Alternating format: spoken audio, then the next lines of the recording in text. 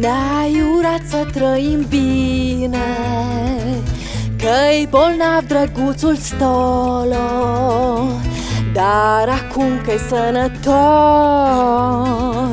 la Cotroceni ce te mai ține. Tu ne-ai canalizat ura și ne-ai amăgit speranța.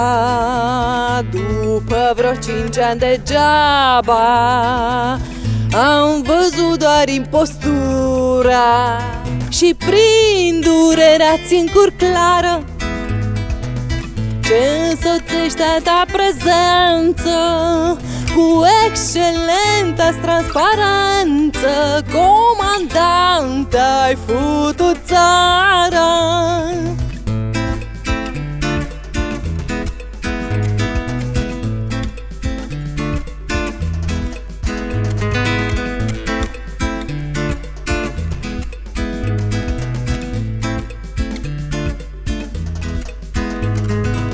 De când nu mai ai pe udrea periții să spele banii, parcă nu-ți mai place țara și-ai făcut iarna ca vara și prin durerea țin cur clară ce însoțește a ta prezență cu excelenta transparență. Comandant, ai futut țara.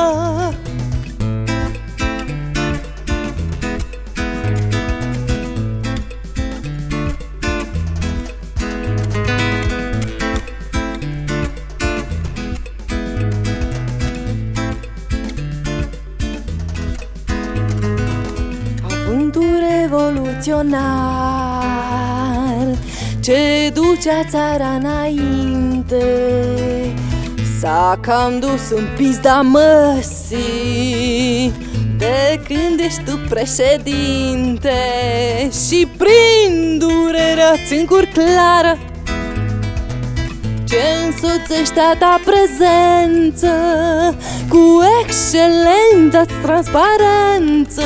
Comandant, ai futut țara și prin durerea țin cur clară ce însoțește a ta prezență cu excelentă transparență.